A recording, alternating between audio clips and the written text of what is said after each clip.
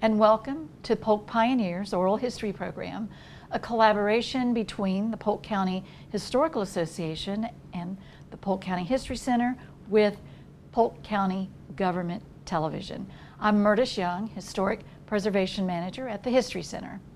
Thank you for joining us today as I have the pleasure of interviewing Jean and David Bunch, a married couple who have lived in Polk County for over 60 years. During that time, they have been involved in real estate development and historic preservation, both of which have enhanced the quality of life in Polk County. Jean and David, thank you for joining me today. Let's begin your story with the time you arrived in Polk County. So Vera Jean Hogger Bunch, you were born July 18th, 1943 in Sterling, Illinois, and have lived in Polk County for 65 years. David F. Bunch, you were born February 1st, 1937 in Statesville, North Carolina, and have lived in Polk County for 63 years. So Jean, let's start with you. When did your family move to Polk County? How did you arrive here? We moved here in 1957. We had dreamed of living in Florida for many years, and finally my dad said, you know, I don't want to wait until I'm any older. I want to move now, which he was in his early 40s. And so we drove down here in 1955 Pontiac convertible, which was used to bribe me to leave my friends in Sterling to come down here. I said, you'll have a convertible. Well, it's a pretty good bribe. So Yes, then you arrived. it worked. And your first impressions, what were they? Well, I had been very involved in the band. We had a city band, and I assumed that every city had a city band. And I was anxious to get linked up with the city band. And I discovered that there was no such thing in Lakeland at that time. So that was my first disappointment. But it was a new adventure, and it was difficult to move at that age. Sure. But made friends and never regretted it. So good. I'm so glad your daddy bought that new car to bring you to Florida. It's been great for Polk County for sure. David, Yes. Your story's a little bit different. Tell us about how you got to Lakeland. Well, it's a true story, by the way. It sounds made up. Good. Yeah. Anyway, I had just gotten out of the Army. It was 1959. I was 21 years old, thereabouts. And I just had moved to Memphis when I was in the Army, stationed at Fort Campbell, Kentucky. And I had met a girl in Memphis. Jean knows all about this. And so I went there, and that didn't materialize. So I said, from a magazine advertisement I saw, I said, I think I'll go to Stuart, Florida. And so I packed up my belongings, all of which went in a military footlocker in the trunk of my car, and I lit out through Statesville to say hello and goodbye to my family, and then I headed for Stuart, Florida. No direction other than this, I'm going there, and then we'll go from there. And so I had picked up a sailor hitchhiking, which you did then. I did many thousands of miles of hitchhiking in my time. And he and I, this was before the interstates, and so we were coming down Highway 301 through Lawty, Florida, which is today a speed trap and was then. And they captured me and hauled me back to the Justice of the Peace and extracted $35 of the $50 that I had. So actually, I got as far as Lakeland with a tank of gas and a meal. And fortunately, I had distant relatives here that I had never met, Fred Bunch Sr. And he was in the citrus and cattle business, had retired to Lakeland. And I just appeared on their doorstep and said, I'm just passing through town and wanted to say hello. I had never met them. And Lizzie Mae and Fred. So anyway, they were perceptive people, and they kind of sensed my situation, and they had just started a new business with their son-in-law, Carter Poland. And so they said, well, we could use some help. Would you think you could maybe stick around and help us out? And I said, well, let me think about it. Yeah, that's something I'd be happy to do. So anyway, I I stayed in Lakeland. I went to work for Carter Poland at Bunch and Poland Citrus Service, and that fall enrolled in Florida Southern College and stayed. Good decision. Yeah, great decision. And again, it's certainly a great benefit for Polk County. Sorry about the traffic ticket in Lottie, but it brought you here, so that's a good thing. Well, you know, I've often thought of how many times in my life and others you get deflected from your goal, and it turns out to be far better. That's true. Yeah. Jean, tell us a little bit about your grandparents and your parents, what memories you might have about them, their names and where they were, and anything you might Okay. remember from early Well, life. my mother's parents were Peter and Lily France, Frantz. And Peter France was an inventor. He actually invented the concept of the overhead garage door and started a manufacturing company, and actually was probably a wealthy man for a short time. But he invested in the Florida real estate boom. And the only thing he had left of his fortune was a street in Coconut Grove that's named France Boulevard. What a great story. But anyway, that was Peter and Lily France, my mother's parents, and my dad's parents were Charles and Hattie Hogger. And I remember more of the Hoggers because both of the Frances died when I was about 5 or 6 years old. But the Hoggers always hosted us for Thanksgiving dinner, and they lived in Dixon, which was just about 11 miles away from Sterling, so we saw a lot of them. Great memories there, I'm sure.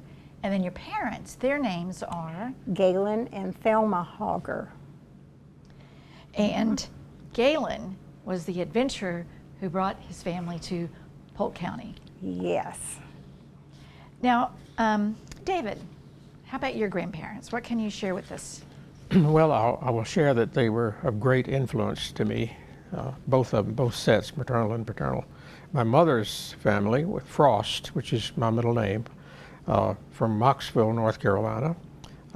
That family actually was on land granted by Lord Grantham back in the late 1700s. It's still in the family, some of it.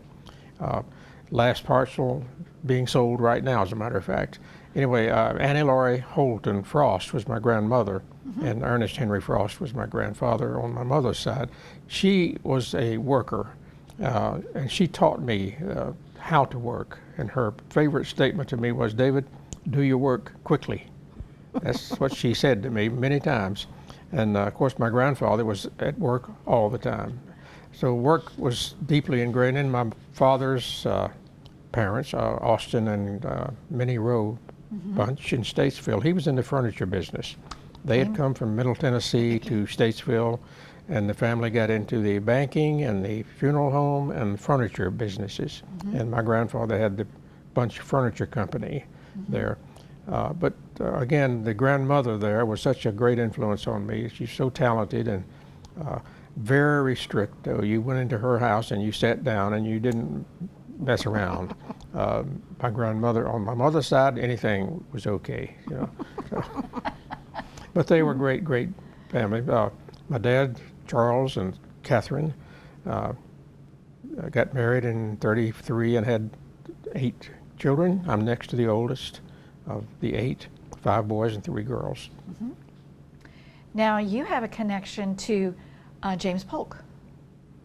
Yeah, my grandmother on my mother's side was Octavia Knox Holton Frost. And that lineage came from Ireland in the late 1700s, James Knox Polk, and we share the same trunk there from the Knoxes coming from Scotland, Ireland and Scotland. So I'm kin to James Knox Polk. I know it was destined to live your life In Polk and be in Polk County. County, for sure. Now, for both of you, let's go back and think about childhood. So, Jean, what'd you do for fun? What was life like as a child? Well, it was back in the day where you could ride your bicycle anywhere. Ride it downtown to your piano lesson, and ride to school, and Sterling was a very small community and knew lots of people, and like I say, it had a city band. They had concerts every Wednesday night during the summer, and when you were good enough, you could actually get paid to play in the city band. I used to earn $5 a week playing in the city band. No wonder you missed that when I you did. came to Polk County. And you have one brother. One brother, he was about 5 years older than I. We didn't have a whole lot in common. We just kind of tolerated each other. But after he went off to college, when he would come back, we started to appreciate each other. And Makes a difference. It does. It makes a huge difference. And after he married, we started having children at the same time, and these cousins have stayed very close, and we just treasure that so much. That's precious family time. Now, David, your family's a bit different. Regine had one brother. You have a lot of siblings, and I know your mother had been an RN. I read from your biographical information, but she gave that up because she had a bigger task at hand. So tell us about that. What did all those children do? Well, the end of the story is she was an RN and she had 8 children, and she gave up the nursing career to raise these children, except when she got down to 3 children at home, she went back to work as a nurse in nursing homes. And someone asked her, "Catherine, how can you work with 3 children?" And she said, "Well, 3 little old kids is not hardly worth fooling with." That was the joke that she had to live with. But anyway, I had a great upbringing. My brother and I had one older brother, a year and 3 months older, Charles, and he and I grew up on a farm, a small farm in Statesville. And we were sort of in charge of that from the time we were 10 years old on. And Dad worked in town at the furniture store, and we ran a small dairy and cotton and corn, and just had an idyllic life out in the country in a big federal-style house. We still don't know how we had just 1 bathroom and 4 bedrooms for 10 people, but it worked. And but it was a great childhood, and we just had a lot of freedom to go. Mother would seldom know where we were, during the day. I know. Yeah. Yeah. And you did some summer work at an A&P. Yeah, I worked at the A&P meat market. I became a champion chicken cutter-upper for frying size chicken. You cut them up on a bandsaw, and I hate to think how many chickens I mutilated with that bandsaw. People thinking they were getting a drumstick, and it was something half of something else. And but it was my summer work for 1 year. I worked at the furniture store also. And then we worked for our neighbors, would hire us, Charles and me, to help them with the gathering of corn or combining wheat or whatever they needed help doing. We were available. So you did heed your grandmother's advice. Well, there's a picture of me when I'm maybe 2 years old, sitting in a chair with a handsaw across my lap and glasses on and a book in my hand. So work started at age 2, and it's just kept going. I love to work. And I know that about you. Jean, elementary school. What was that like for you? Well, that was in Sterling, and I walked to school. It was about 5 blocks away, and I had a good friend, Jackie, and we always walked together. In fact, we had these older brothers and sisters who were already in elementary school before Jackie and I were, and we were so jealous, and we wanted to go to school too. And so we figured out that we could actually find the school, and we took off one day and walked all the way up to the school, and then when we got to the great big door, we couldn't open it. It was too heavy. So we went across the street to Mr. Leidick's store, and he was pretty perceptive and realized that we shouldn't have been out there all by ourselves, and he called the police. And the police came and took us back home and made a great impression upon us that we should never walk away from home without telling our mommy where we're going. So Jackie and I had a lot of good times together. Love that story. That says a lot about the Jean Bunch that I know. Always trying to get into something new. David, Cool Spring High School in Statesville? Yep. Got a memory you want to share with us? Well, yes. I wish I could take you there and show it to you, but it's gone. They demolished it several years ago, much to my chagrin, because I'm a building restorer. I said, this can be saved, but that was not to happen. But anyway, Cool Spring was grade 1 through 12, all one school in 3 buildings. And it was just, again, a great experience there. I just remember all my teachers and how impressed I was by them. And people like Miss Evans, when I told her, she was a math teacher, I said, I'll never ever need this. Why am I doing this? And she said, well, just wait and see, David. You will find that you will wish you had paid more attention in class. But she and Miss Evans, Miss Corpening, Miss you name it. But it was a great little school. I went there from grade 4 through 12. And in the 12th grade, I was senior class president. And I graduated the top 32 of my class, which was 33. And I drove a school bus in my senior year. In North Carolina at that time, students were the bus drivers.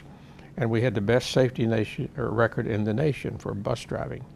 And they paid us $22 a month, and I hauled these 46 or 56 kids back and forth over these dirt roads to school and back. What a memory. Oh, that's an interesting concept. We should rethink that for today. Well, sure.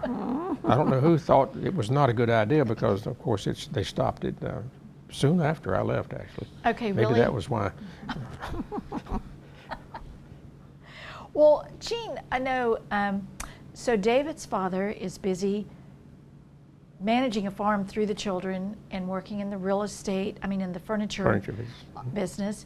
And so your father has come to Lakeland and starts his real estate firm. So tell us about that. Well, when we were in Sterling, he had a building supply business that he was a partner with his brother, and and my dad was the salesman.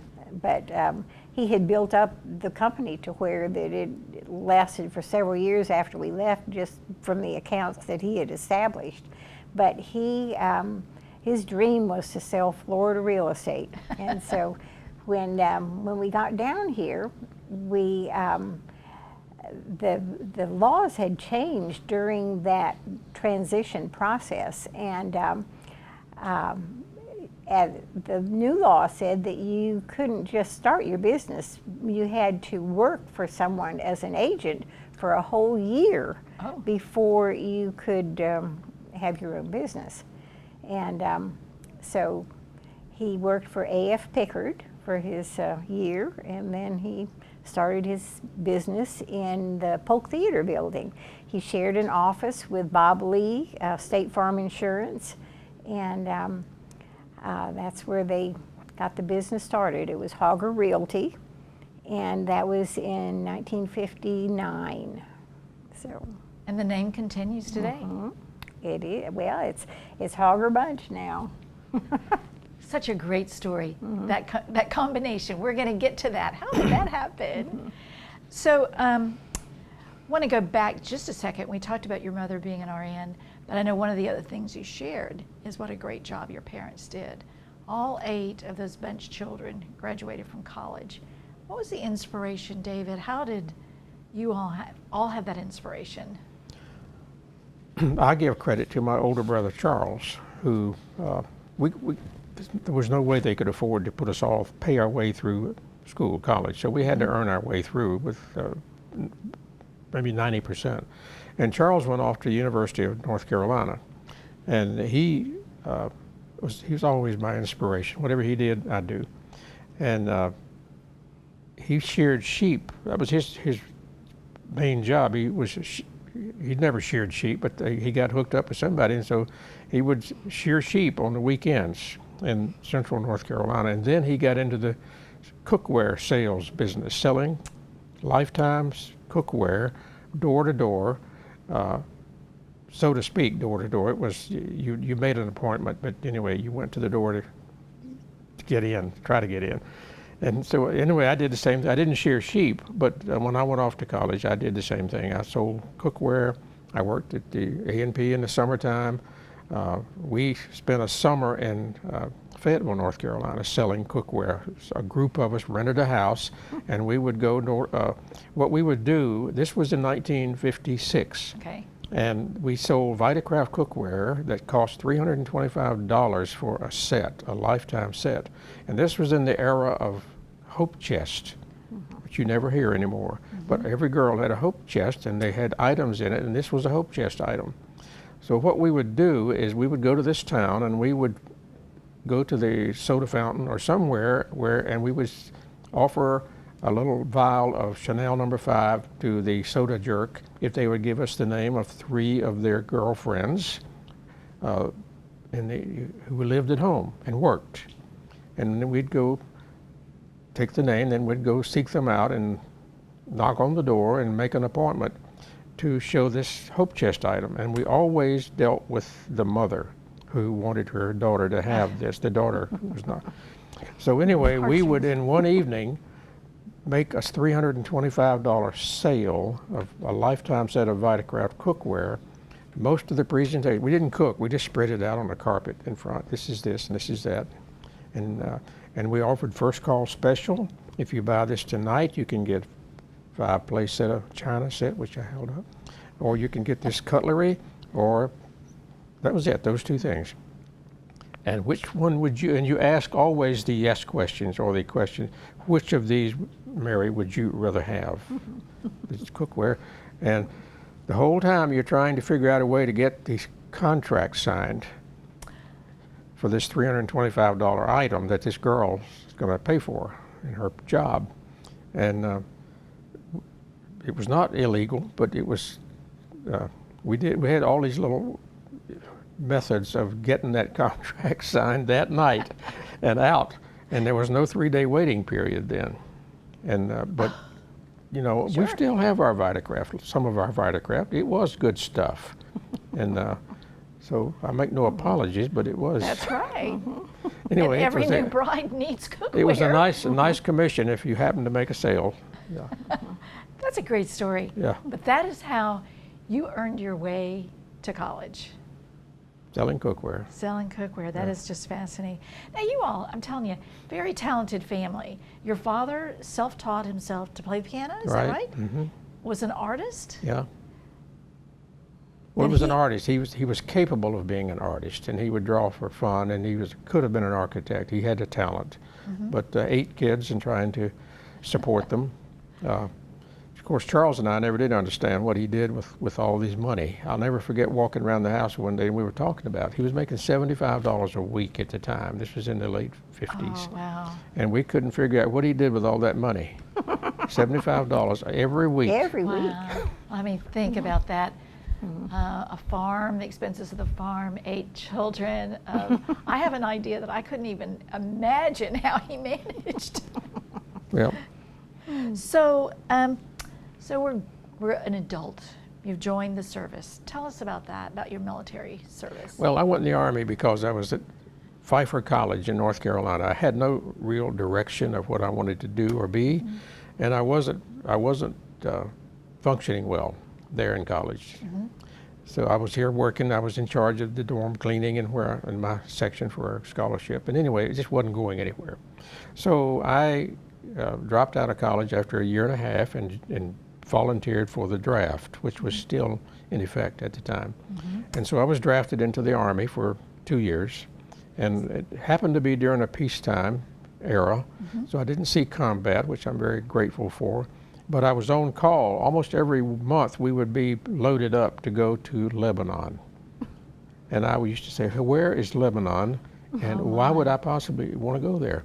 But it just means that Middle East has been in an uproar, at least for the last 60 years. Yeah, because this is 1957. 57, yeah. And 1957. But anyway, we never shipped out. We loaded up and came back. And I spent my 2 years there. Pretty docile work. I had taken typing in high school because that was where my girlfriend was. So I learned how to type, and I was asked at the Army processing if anybody could type, and you always hesitate to volunteer, but I did, raised my hand, and I got a job managing officers' records, which was their job that was a top type job to have because the officers didn't mess with you because you were in charge of their records and they were good to you. And so I had a nice job for 2 years in the Army and got out, and instead of going home, I went to Memphis, as I said, and then down to Florida. So I think I remember from your biographical profile, you were at Fort Benning in Georgia. Fort Benning. At Fort Jackson. Fort Jackson radio school. Radio school. So let's camp on that for just a second. So at radio school, what were you doing at radio school? Well, at that time, this was the last end of the Morse code, use of Morse code. So I became a specialist in the Morse code. As a matter of fact, I think I was one of the outstanding or top graduates because I could do 26 words a minute or something. It was pretty good. Wow. Morse code, and I hang on to a little bit of Morse code today. You want me to tell them? You can tell them. She says I can tell you. The only Morse code I know today is the name Barbara, Well, who happened to be my high school sweetheart. And so Morse code is easy because BA, it's got just 2 letters all the way through, you know, so you're only doing. Oh, But I thank you remember so B and much. A and R actually. Yeah, Not the person, but just the ability to type ability it to type her name in Morse code. And then you also were at Fort Campbell. Fort in Campbell, Was Kentucky. that your last? That was the last station. last leg. Yeah. And then you took off to Memphis, and you hung out in Memphis, Just 90 days 90 or so. days. Yeah. and then you saw an ad and decided to head to Florida. And it's interesting to say, just to add, because it'll come up later, I think, that I lived at the YMCA in Memphis, in downtown Memphis, the old downtown YMCA high-rise with the pool in the basement. That's where I lived in Memphis. Wow. So that'll relate to something I did later. Okay, well, we'll get to that. I can't wait. And so, Jean, where were you at college around this time? A little bit behind David, but where were you? Well, when I graduated from Lakeland High School in 1961, which, by the way, was a very important class, a lot of outstanding people graduated that year. But I went to Emory University along with 5 or 6 of my classmates. We were a little contingency, and I loved Emory. Atlanta was, it was at the time that the Driving Miss Daisy movie was shot. And if you remember what Atlanta was like with the overhead streetcars, you know, and we could take off for the day and go down to Rich's in downtown, just ride the streetcar, and it was, I loved Atlanta, loved Emory, but. Well, why did you leave? Yeah, why did I leave? Well, after my freshman year at Emory, I came back to Lakeland for the summer, and I met David, and so I went back to Emory for 2 more quarters, but I just couldn't stand to be away from him for that long, and so I came back to Florida Southern for summer school and finished up there in '65. In '65. And David, you actually started at Pfeiffer. Pfeiffer. And that was in North Carolina. Wow. This is where it gets to be really exciting. Your lives converge. So you're now at Florida Southern because, David, you're still at Florida Southern at this time too? No. Okay, get me corrected, connect me. No, I didn't come to Florida Southern until I couldn't stand being away from David any longer. I went back to Emory for my sophomore year, but I came home every chance I got, and David actually made a couple trips up there over the weekend. After work on Friday, he would drive to Atlanta before the interstate and get up there on Saturday and then turn around and drive back on Sunday, and this couldn't last. And so I said, I'm going to come back to Lakeland and I'll go to Florida Southern. So I didn't enroll until I was back in Lakeland. And David, was that 63? 62, I'm not sure. 62, yeah. David had graduated from Florida Southern at that time. That was in the summer of 62. He had already graduated, and so I'm quite a bit younger than he is. Yes. We'll pause and make sure everybody knows that, right? That's okay to know that. So, David, you've graduated.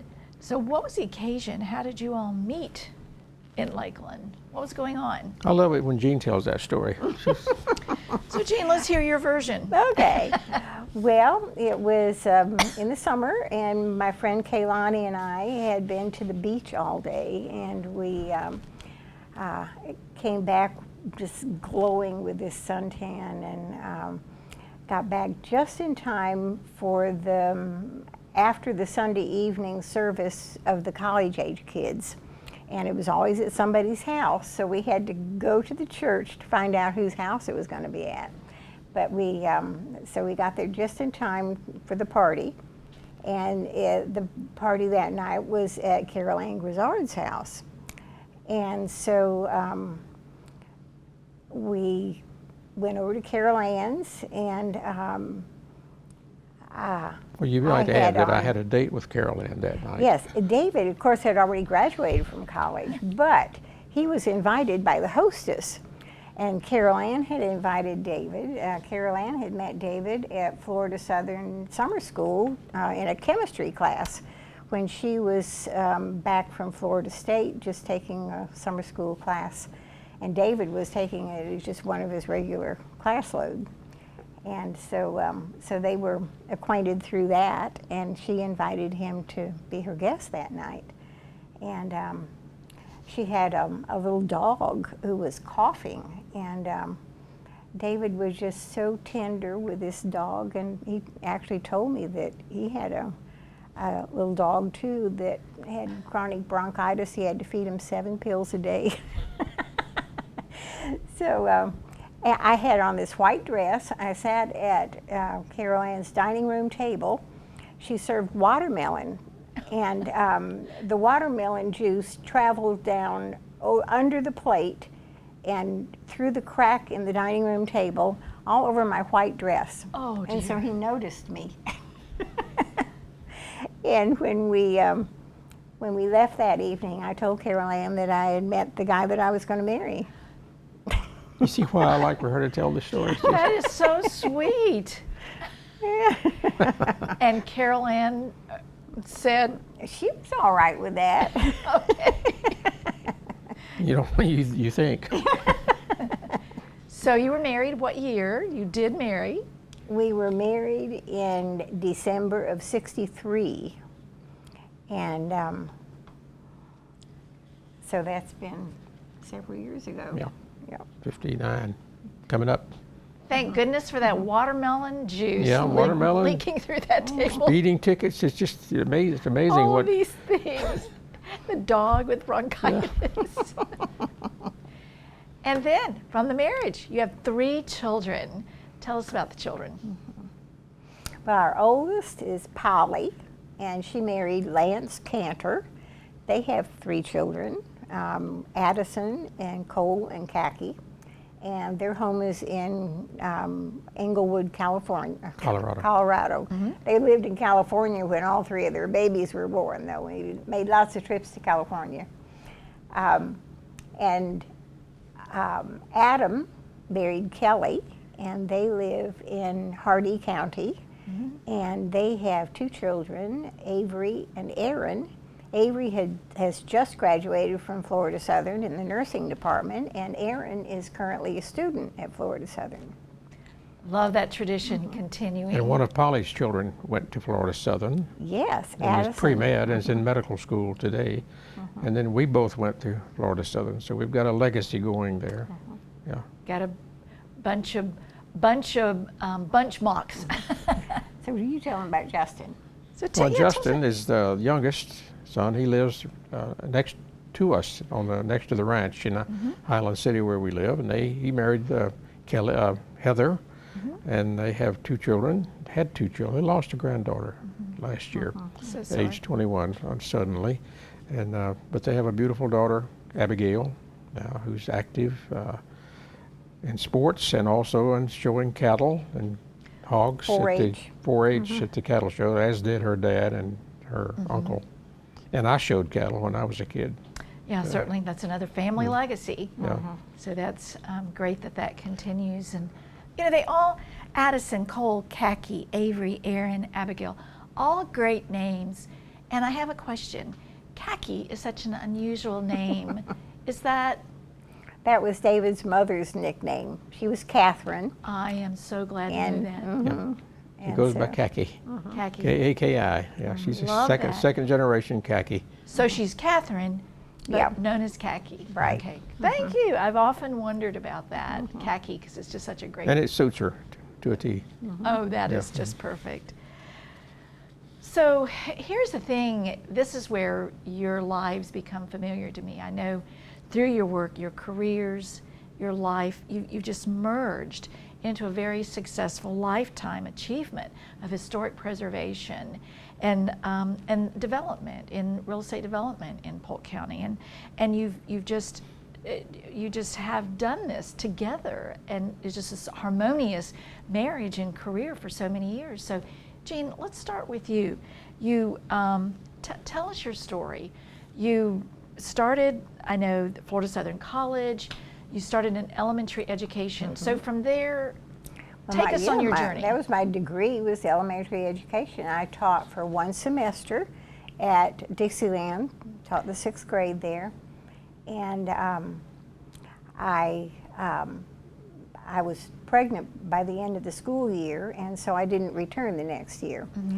But I also had been invited to join the junior league, and that just really fit my life, because I could do meaningful work and but didn't have to leave my children. And so, and of course my mother was living right here, and she made it possible for me to have a very active volunteer career. But through the junior league, I worked to I was the first president of the Learning Resource Center, which actually started out to be the Learning Disabilities Resource Center.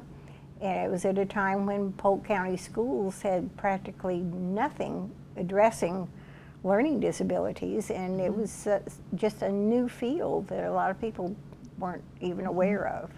So that organization was, I'm so proud of what that organization has accomplished in the meantime. And continues today. Yes, still. Yeah. And but we decided to restore the.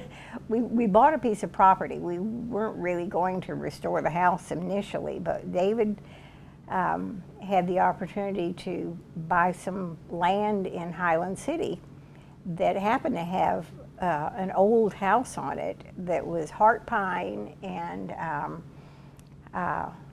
was just in horrible condition.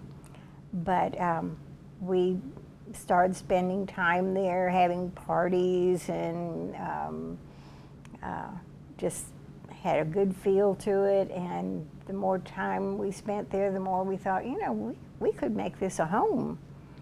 And we pulled in Steve Fulgham, who was an amazing, he was actually an engineer, but he was very artistic. He should have been an architect, and he helped us through this process. And I joined the crew and learned to operate the bandsaw and cut out all the balustrades for the front and the back porch, and built a couple mantles, and it just became a life-changing experience for me to come up with this end product, which was a beautiful, livable home for our family out of something that was really just a throwaway. Well, I want you to elaborate just a little bit. You just decided to pick up a bandsaw. Tell us how did you like David's father just intuitively knew what to do with this bandsaw, Well, or how did you learn that? Steve Fulgham was my mentor, and he, saw the design of the house, and he said, this front porch really needs to have some decorative balustrades. But he said it will cost a fortune to pay a carpenter to stand at a bandsaw and cut out 150 of these things. And he said, if you're game, I can teach you how to do that. My goodness. And it was very much like operating a sewing machine. And I still have all my fingers. But I'm very careful. And I've done that actually not once but twice, because Steve was such a perfectionist. He didn't want to use treated lumber the first time. He said, I'm going to treat it with pentawood and it'll be all right. Well, it was all right for about 8 years. And then the Florida heat and humidity, and they rotted. And so I cut out those balustrades all over again. But, Twice? Yeah, I had to do it 100 twice. and Yeah. how many? 2 times? Well, you've got my goodness. a great picture of that too. Yes, I And, have. and that really was a life-changing event for you. And that's when you really became excited about preservation and what Well, could and be it done. was at a time when downtown Lakeland was trying to reinvent itself, and Lake Mirror was in deplorable condition. And I met Jim Edwards at a luncheon that was talking about the new downtown plan, and I was all fired up about, oh, we need to be sure we're taking historic preservation into account, only to learn that Jim Edwards was several steps ahead of me. He was already recording on the Florida Master Site File forums all the buildings in downtown Lakeland. And he said, Lake Mirror is worthy of being on the National Register of Historic Places. And I was just, getting fired up about the fact that historic Lakeland needed to be. There was no voice for historic preservation at that time.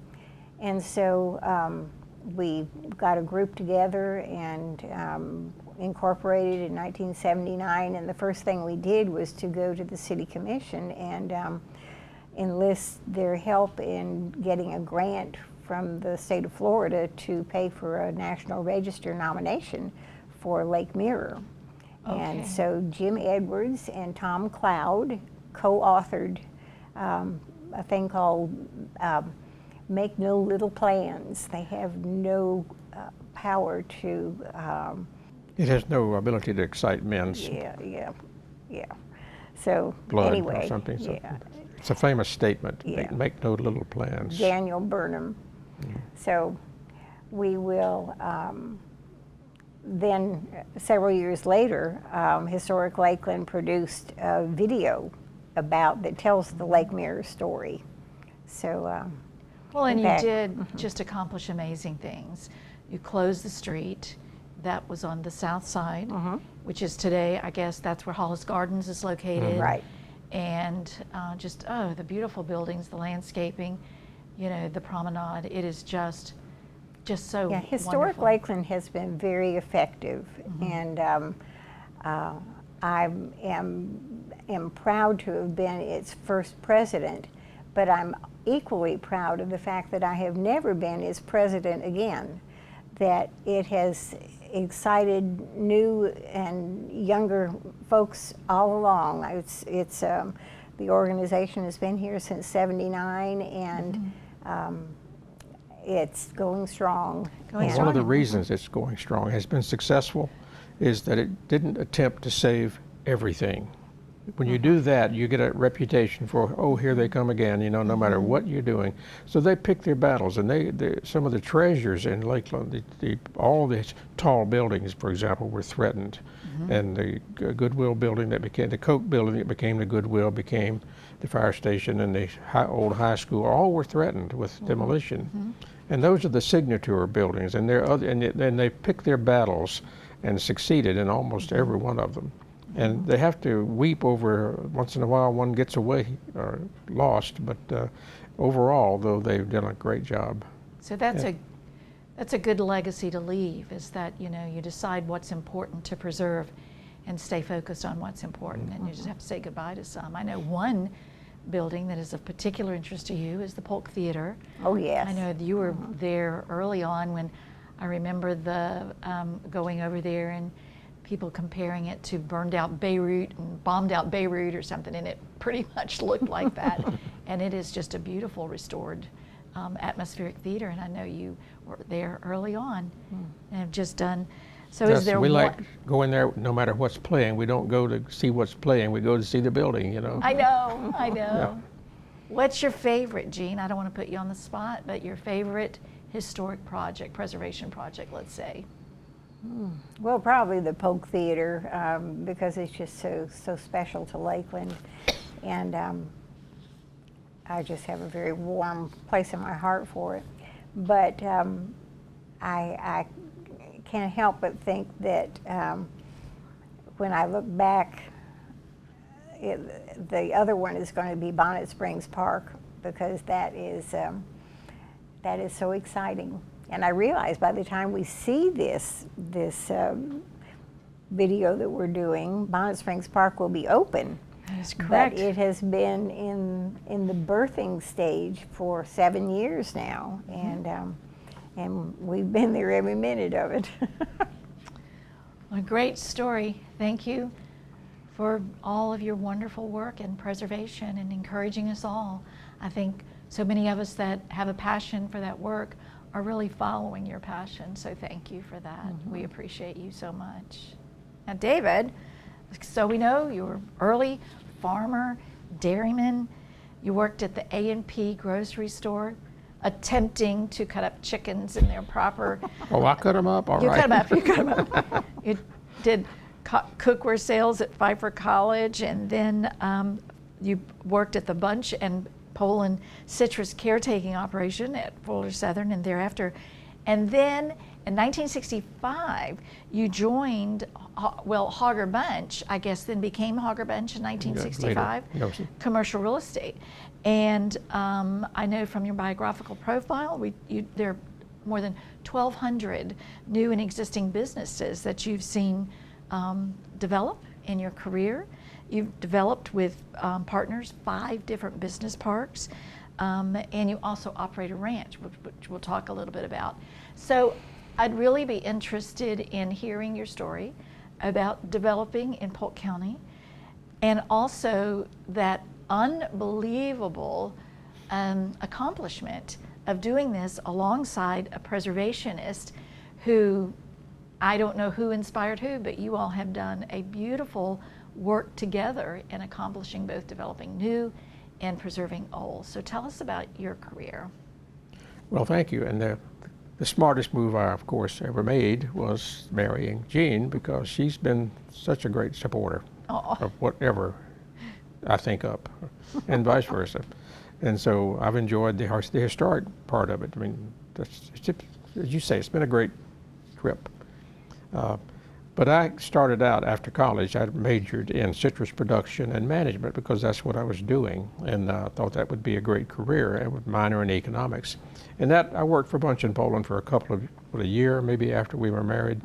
And I could see that maybe there was not the future there, simply because of the hierarchy and the potential for growth there. So I joined Harger Realty, selling houses. And that didn't last long. I didn't have much interest in selling houses. I did okay at it, but I walled off a corner of the little office that we had, 8 by 8, and put a big map on the wall, which was my first map, was a compilation of green topo maps, because that's all I could afford. But anyway, I've always loved maps, and so I began the commercial section of Harger Realty, and then 2 years later we became Harger Bunch, moved to a new building, and I never sold another house. Haven't sold a house in 50 years. And started the industrial department. And as you said, we've happy to report that it's over 1,200 businesses that we've sited in Lakeland over that span of time, developed 5 industrial parks. I learned early on where Lakeland, it dawned on me, where is Lakeland in the scheme of things? That's why I love maps, and I love the big map, if you've seen in my office today, that puts Lakeland in perspective between Tampa and Orlando. And I found out, I've been doing a little homework, that within a 60-mile radius of Lakeland was the 7th largest population mass in the United States, because it encircles Tampa and Orlando and parts of Sarasota and all the way to Gainesville. So it's a huge, I said, this is a huge market. We own I-4 crossing, and we've got the 7th largest population mass in America. And in addition to that, we've got this huge annual visitation of tourists running through here. So we've got more people milling around Lakeland than anywhere in the country. So I said, there's got to be a lot of potential here for everything. Whatever you want to do, you can do here between Tampa and Orlando. So the first thing that came to mind was we were not building the kind of industrial facilities that the market was calling for at that time. We were building scattered metal buildings in unprotected settings. So I gathered up about 8 parcels of land at Interstate 4 and County Line Road, and we named it Lakeland Regional Industrial Park in 1983. And it was an immediate success. So we got Xerox was our first customer in there. It was a protected, restricted industrial park with all masonry buildings intended to be permanently nice. And the industry loves that because they don't have to worry about what's going next door and who's going to be parking trucks out in front of their building. And then, in other words, you just restrict it to where it stays nice. Okay. Lakeland Regional is just pretty today and prettier than it was then. And then we did, I've done a total of 5 of those industrial parks with partners. And this one I did with almost on by ourselves, but we did have a silent partner. So the market in Lakeland is just unmeasurable, really. It's just got so much potential because of where it is in the scheme of things on I-4 between Tampa and Orlando and Lakeland in Florida. So really, whatever you want to do here, you can do it, and it'll succeed. You've got a town that's a major medical center. It's a major cultural center. It's got a diversified economy, agriculture, manufacturing, distribution, whatever you want is here. It's beautiful, and it's got a very diversified economy. So all you got to do is decide what you want to do, what you want to put here, and then try to put it nicely. So you don't have to not put it nicely. You just take a little extra effort. And, so you have to think big. You have to have a vision of what's the potential that's out there, and then you have to get it done. You have to work hard. No, what did your grandmother say? Work fast. Do you work fast? Do you work Work fast? fast. Well, one thing else I would like to say about Lakeland and why I do what I do and did what I did is that when you come to town like Lakeland, like I did, and you are 21 years old and you got $10 in your pocket, and the town responds to you and to your work, and so you never pay it back, if you get your head on right. This town I owe and always will that for what it's. You know, I've got a great family, I've got friends, I've got things that we can look back on, and it's just a blessing. And why not support it? Thank you for that. Wow, this is where I stop and pause and cry. That's very tender. Thanks, David. Now, one of the things that you all do that I am very interested in and want to talk about just a minute, you've never left your roots. Bunch Ranch, what's going on out there? I think some cows. Well, yeah. Back to your roots. But back for 1 minute, I told you about the YMCA in Memphis. Yes. And when I came to town that day in 1959 with $10, I remember seeing a fellow walking down the street across from Lakeland Cash Feed on Lake Mirror, and I hailed him down. I said, "Hey, where's your YMCA?" Because I was going to just move into the YMCA. He said, "What?" He'd never heard of it, you know. And so here's this town, there's no YMCA. So 3 years later, Dick Kluza, a friend of mine who was an appraiser, stuck his head in the door and said, "Hey, David, you want to help me start a YMCA in Lakeland?" Wow. And I said, you bet, that Yeah. quickly. So Dick was the founder, but I was happy to say co-founder of the YMCA in Lakeland. Which, Thank you for yeah. that bit of information. And we've all been there. Yeah. Love it. Great experience. The YMCA. Of course, YMCA. we don't have residences there. No, this was it's a totally different YMCA. As a matter of fact, and I hate to take the time, but we were raising the $1 million to pay for it, to build it, and we were having trouble because Lakeland had never seen a Y, and those that came here from somewhere else, their YMCA, it was like the one I lived in Memphis, old downtown men, and they said, we don't need that. So we literally had to start taking people on bus trips to Orlando and Clearwater to show them the new family-style YMCA's. To market that new They said, brand, oh, yeah. well, why didn't you say this is what you were going to build? So we said, well, we tried. Just stay with me. Watch this. But the right? ranch is, we still The live ranch, on Bunch Ranch. That was just a godsend. I remember another good friend, Gene Engel, a realtor, I bumped into Gene one night and he said, hey David, I've just listed a piece of property in Highland City. I need you to help me sell it. I said, well, where? Tell me where it is. And he said, it's on the left going south. And I said, yeah, okay, I'll take a look at that. So that night, Gene and I rode out to that property. And I remember saying, whoa, we got to have this, because it reminded me of North Carolina. It's beautiful, it's rolling, it's recovered. And it just was, I just said, I love this. Why sell it? So was it an operating ranch? It was a when you cattle visit- ranch, okay. and so we got with the owner, through Gene, he had the listing, and we worked up a deal that I could buy that ranch because the lady who owned it was a widow. Her husband had moved to Lakeland with her from their 30,000 acre ranch in Nebraska to this, what he called the little place in Lakeland. To me, it's huge. I know. But he had a herd of Santa Gertrudis cattle, and he had died, and she had it and didn't need it or want it. And so I said, well, if you'll sell it to me for the right price, I didn't argue with her price. I said the right terms. I'll buy it and I won't develop it. Somebody was looking at it to buy and put housing on it. She didn't want that. So I said, if you'll sell it to me for the right price and terms, I will keep it as it is. And so for 50 years almost, it's been as it was. And it is beautiful. I've had the good pleasure to spend time there. It is. Well, it's just a beautiful and it's place. convenient. And we've had the Cattle Barons Ball now for 12 times. It's coming up again on November the 5th, the Cattle Barons Ball. So for this story, tell us about that, the Cattle That's the Barons American Ball. Cancer Society sponsored. They do them all over the country, and they call Cattle Barons Ball. And so they often don't do it on ranches. That often they're just at a arena somewhere. But we do it on the ranch, and it's a very, very fun part. It's our most favorite thing to do is that. And we've raised well over $1 million for the American Cancer Society on these annual parties. It draws 350 to 400 people. And as much as that, I know you have some very, very fond memories of family, holidays. I know Oh, Jean yes. talks Yes. about Thanksgiving and Christmas in the big room overlooking the pasture. And Well, right now, what's going on at the ranch is we still have the cattle. We just had a roundup and sold the calves, but we're also building a truck.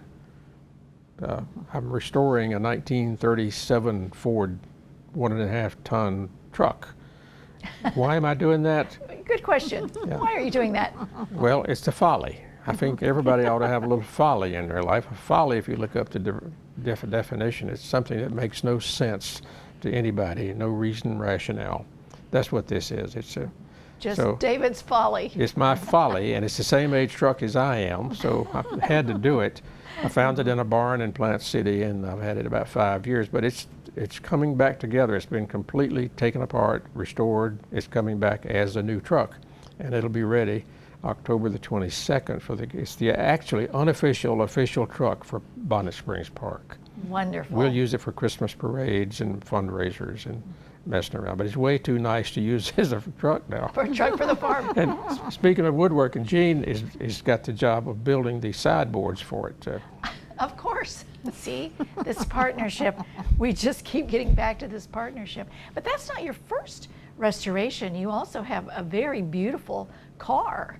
Oh, Yeah. yes. that you restored. So that's, help me remember, it's 1946 Lincoln Continental. Lincoln Continental. That goes back to the first one of those I saw when I was 10 years old and Yeah. fell in love with it. But Yeah. we restored this car. I've owned it for over 50 years. right, right. And we restored it from ground up in the shop there. It finished it in 2015. Took it to the car show in Lakeland, and it won best in class. Of course. And it's been to, I guess, 8 or 9 shows. Always wins something. And then at one show, it was spied by the curator of the National Lincoln Automobile Museum in Kalamazoo, Michigan. He said, "Please, can we have this car for a year in our museum?" It's a one-off car. It's a beautiful brown color. It was the only one that was ever painted brown. It has a fabric top, V12 engine, and it's went right to the museum from the shop. I said, "No, I can't give it to you. I just did it. I haven't had a chance to enjoy Play with it. But anyway, I took it up there in a trailer to Kalamazoo, and stayed there a year." So generous Yeah. of you to do that. Jean, I want to go through a list. You are so generous, and you have invested so much of your time to support organizations.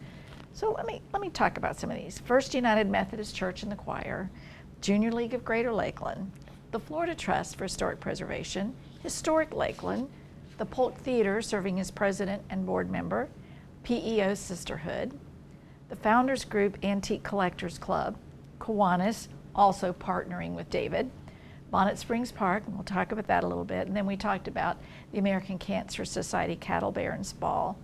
Of all of those organizations, can you think of 1, 2, or 3 that have given you the greatest fulfillment? My church is way up there at the top. We were married in that church, and I sang in the choir for 52 years. I just don't have the voice that I used to have, but I love the church, and we've been in the same Sunday school class for the whole time we've been married, and it's just been a great support system for both of us.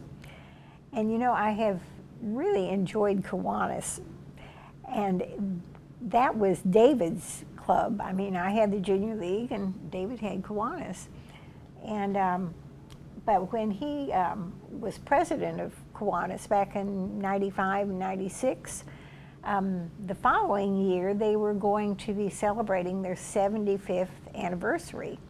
And they knew of my interest in historic preservation, so they asked if I would do a little history of the club. And so I really got into it. Lynn Bloom had put together a lot of the early history because it went back to 1922.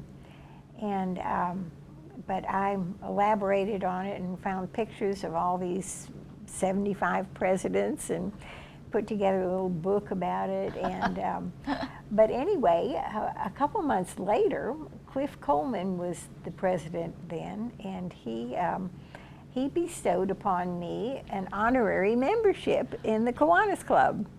So, so I'm a Kiwanian too, but I don't have to pay dues. You don't have to pay dues. Well, we're going to talk in just a minute about Bonnet Springs Park, but I know Kiwanis, the Lakeland Kiwanis Club, has a very important Yes. structure, site out there, and that is the little tree house. Yes. And that was, Kiwanis I know sponsored it, but that is just such a beautiful thing. David, why don't you tell us a little bit about the treehouse that is at Bonnet Springs Park? Well, that's a good story because when we conceived this park, of course it had to be paid for. We had a great underwriter in the Barnett family, but still money to be raised. And so Kiwanis stepped up in 2018 when we were just announcing this project to the public and said, we want to make a contribution, and we had no contributions to that point. And they set a high water mark because they gave us $250,000, which is unheard of for a local club to raise. Sure. Dennis Harrison gets the credit for that, and Susan Halbert. But they did raise the $250,000, and we built this beautiful treehouse, about 500 square feet up in the air. And I was in it this morning, as a matter of fact, doing a little conniving for how to enhance it a little further. So it's a great gift. We think it's going to be one of the most popular things in the park. Will be that. And it was other Kiwanis clubs in the area too. That participated And it was in a several-year project. So a lot of people were involved in that. And I know that is one of the mission of Kiwanis is supporting youth. Children. This is called the Supporting Children's Treehouse. And this is the Children's Treehouse. Kiwanis Cares for Kids Treehouse. Kiwanis Cares for Kids Treehouse. It is really beautiful. And you can get there if you're in a wheelchair. Okay, good to know. Good to know. And I understand even if you're mature in age, you might be able to visit. You might. Might be able to visit. So, David, also, you're recognized for your lifetime involvement. You, again, First United Methodist Church since 1960. You were married there. Your 3 children were baptized there. You've been a member, I do adore this, of the Vanguard Sunday School class for 58 years. I guess that's both, you both attend that class. And again, your Kiwanis membership for 58 years. You're a senior member of the Lakeland Association of Realtors, 57 years. Polk Museum of Art, you're a past president, very much invested in Polk Museum of Art and its accomplishments. The Salvation Army Board for 50 plus years and a past president. And we talked about the fact that you're the YMCA co-founder and a past president. So again, I'll put you on the spot like Jean. Wow. Which of those do you feel like gave you just superb fulfillment? That's hard to answer because I look at all of those things as life support systems. It's where you have your friends, your support is there. When you get sick or when you need something, you can always find some help there. And so I don't think there's a favorite. I mean, I treasure all of those things. The Sunday school class weekly, you know, we just wouldn't miss it. And why? Because that's where our friends are. But an interesting story when you mentioned the Polk Museum of Art. We've been members of the Polk Museum of Art for a long time, but art hadn't been real high on our interest list until Historic Lakeland was having its annual meeting out at the ranch, planning for what we were going to become doing, and the city had just finished Lake Mirror Park, and it was so beautiful, and it was so much more than it had ever been before. And it wasn't just a matter of restoring something, it was really building upon that. And so there was an element to the park, though, that was never built. And in the original plans, it called for some kind of a vertical structure on the east landing of Lake Mirror. And so we said, well, why don't we raise some money and build this vertical structure? And the example that they used in the plan was an obelisk. And so we had raised about $45,000 for an obelisk. And Dan Stetson whispered in David's ear at a... He was president or director of the museum. The Polk Museum of Art. He said, you know, this is going to be the biggest public art project in Lakeland. And just building an obelisk it's so funerary. You know, it's what you see in cemeteries. He said, we need to put out a call to artists and have something significant there. And so we regrouped and went back to all these donors and said, hey, is that all right with you? Well, okay. So we did the call to artists, and that was such an interesting experience led by the museum, and had a cross-section of the community and put out a call to artists, and we had, what, over 100? Oh, well over 100 base key artists. We said, we gave them criteria. You have to have won an award, you have to be able to design something that will withstand the weather and so forth, and we had the theme, which was the tribute to the volunteer spirit of the volunteer. So I had never done anything like this, picked an art form for anything, and so we had this 20 people from cross-section of Lakeland, and we had all these submissions, slides and examples of their work, and we had to go through and put them on the screen, and so we concluded, well, let's do it this way. If you like it enough to go forward on our first outing, just raise your hand. So we ran through all of them. People would raise their hand. We had we eliminated 50 to begin with, right off the bat. And then we did that 3 or 4 times. Okay, let's do it again. If you want this one to stay in, raise your hand. And then we ultimately got down to 10, and then we said, once more. And we got down and we said, we need to pick 3. And then we'll have these 3 submit their formal applications with rendering and idea. And so, but it was interesting. I said, how in the world do you do something like this? And it was really very simple. Just raise your hand if you like it. And if you don't, don't. And out of 150 prime submissions, we picked 3 without controversy, without our arguing. It was just bang, bang, bang. And then we selected, had the 3 come to town, make their presentations, and Albert Paley, who's probably the outstanding sculptor in America today, won out simply because of his ability to tell the story about his piece.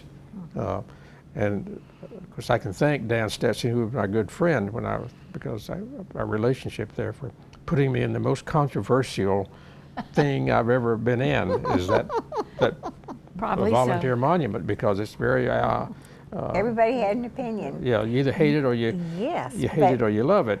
And I said, well, one good thing about this is that art is on everybody's tongue. That's true. Well, but, on that subject, let's talk about what everybody's going to love. We're going to wrap up your story. We're not ending your career, but this is kind of the punctuation mark where we are right now. So let's spend about 4 minutes talking about Bonnet Springs, the concept for that. Both of you have been involved, what it is, where it is, and what we're going to see. Well, I guess I'll start this story and Jean can chime in. But it goes way back. We love parks. We travel with the kids. We used to search out parks when we traveled in a motorhome. And so we've always loved parks and knew the value of them, not only to the community, but to others. And then I've had an affinity for that rail yard property that it sits on for 40 years. I went to CSX years and years ago and discussed with them the fact that they needed to abandon that because it was really not appropriate. It didn't work for them, and they said, well, do a study and tell us what we ought to do. Well, Gene still questions where I found the $5,000 to do that study in 1978. And I presented it to them, and 5 or 6 years later, I don't take the credit for it because I don't tell CSX what to do. They knew what they had. Anyway, they did abandon the yard in the early 80s and left it sitting there, and it was 170 acres in the middle of the city, contaminated with arsenic and oils from the operations. And they had cleaned it up to the point that you could use it for industrial the amount of arsenic and contamination was okay for a warehouse, but not for a park. So I got the concept that this ought to be, we need to capture this property while we can. What city has almost 200 acres in the middle of the city? So I went to Carol and Barney Barnett with the concept of, asked them would they please come by the office. I wanted to show them something, and I had prepared a booklet of parks around the country and how they got to be. And I just said, I showed them 12 Google aerials of New York City with Central Park, and San Diego with its park, and Vancouver with its park, and here's this city of 1 million or 2 or 3 people or more with this big green area in the middle of it, like Central Park. And the question was, when do you think that was set aside for a park? Was it after the 10 million people lived in New York or Vancouver or before? Did somebody say, hey, we need to set aside a park element? And they got it. Carol got it quickly, Barney did also. He said, yeah, we need to capture this property before it gets away, because it was going to be, had we not done it within a year, and I'm in the business, I think I know what would have happened to that park as an adult. It would have been an Amazon or some million-square-foot warehouse in the middle of downtown Lakeland. That was imminent, and I knew it. So I said, we need to capture this. Let's just capture it. Let's get it. Let's clean it up. Let's master plan it, and enable it to be a park sometime, whenever the time is right. And so we did that and hired a planner, Sasaki, to do a master plan for it, which we kind of gave them the type of park we wanted, and then they did it. But it got wings and legs immediately with Carol and Barney and Bill Tinsley and myself. And why don't we just do this? And so Bill Tinsley and I looked at each other one day after we'd been horsing it along for about a year, you know, getting with CSX and getting the remediation going and the master planning. And the 501c3 established. Getting it ready. And we said, we can't do this. We got to have help. So we put out some feelers and people began to show up, volunteers, people like Donna Henricks and well, I give Barney a lot others. of credit for that. And Barney, yeah. He knew who to pull in at what point. And so we've got just the greatest board in the city, and we have over 100 dedicated volunteers who've stuck it out throughout this whole process of 7 years of making that thing happen. And so it's just been an amazing trip. You know, we asked for God's help early on in it, you know, because it was bigger than we are. And it's just been evident throughout that this thing is supposed to be, you know, and so we're going to open up something that any city would be proud to have, and it's thanks to the Barnett generosity and the community. You know, the community, when this park is finished and open and endowed with the $100 million endowment that we're raising, the citizens of Lakeland will have stepped up with almost $60 million of donations. Not the city, not anybody, but and that's not as much as the Barnett, but that's an amazing amount of money. And we knew going in that this park, because I've served on lots of boards and lots of fundraisers, and if you can raise $2 or $3, $5 million, maybe 10 in Lakeland, it's really good. But $27 million capital campaign. We knew, though, for a park, that the base would be much broader than it is for anything else, because everybody loves a park. And that's been what's happened. They've just stepped up and responded. And so this park is going to open with no debt and a $100 million endowment fund for maintenance, so it stays nice. And you know, this just doesn't happen. What I'm hoping is that this story will be written about and told about so that other towns can do the same thing. Here's how you do it, you know. You don't have to wait around for the city, because the city of Lakeland, as wonderful as it is, and would never have been able to find $140 million to build a park. It is one of those things, you had to have a big dream. Yeah. It is cleaning up a blighted area. It was the site of, you know, railroad operations, and we know that's pretty dirty industry. Wonderful industry, but dirty. Separated the city, and you're reconnecting the city, and it's just, you know, a healthy, beautiful environment, an event venue larger than any that we know about in the area. The Children's Museum, the Florida Children's timing Museum. was just perfect. Yeah, everything, just the stars lined up Bill on this. Tinsley had just retired, and the first thing Barney said was, well, we'll go through with this as long as Bill's available to take, because he knows what he's doing. Yeah, and he's built this park. I mean, he's just been the chief honcho there, and but supported by 100 people. It said, but what can we do to raise the money? The Children's Museum had outgrown its facility downtown, and they were looking for something new, and that's going to be an amazing part of that park. And I know with your development sense, you have a vision of retail and residential close by the park. Is that? Yeah, the old Florida Tile site, which we were fortunate enough to gain ownership to through a donation, is now going to be 600 apartments and retail, and just a great asset to that whole side of town. It's just like getting a new town, really. Not only do we have a park, but we've got a whole west side of Lakeland that has not operated at the kind of demographics that it should have and could have.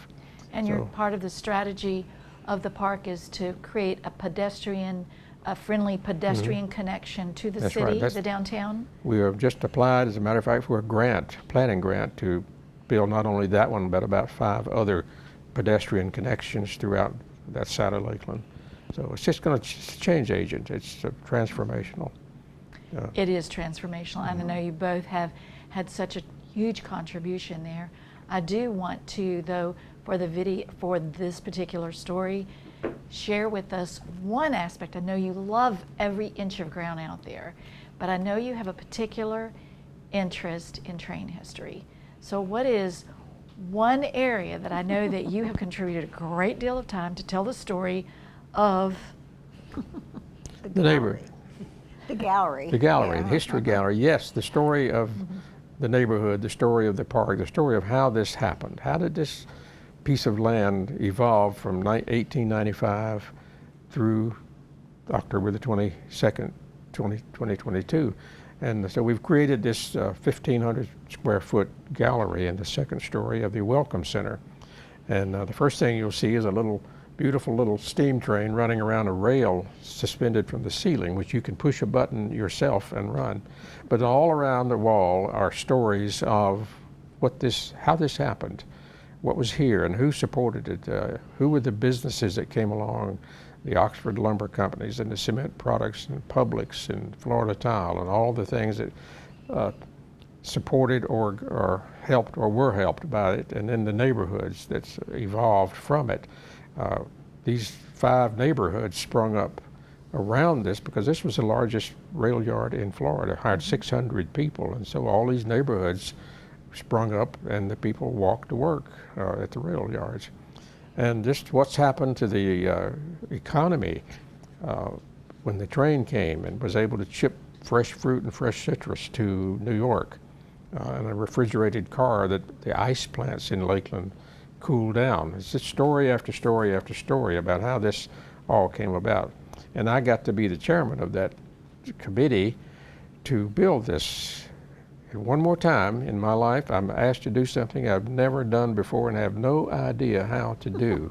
Well, it became a great team, and the writing of I learned all about the writing of history, and it's much more difficult. I don't know how you do it, Murtis, in running a history museum, but when is it done?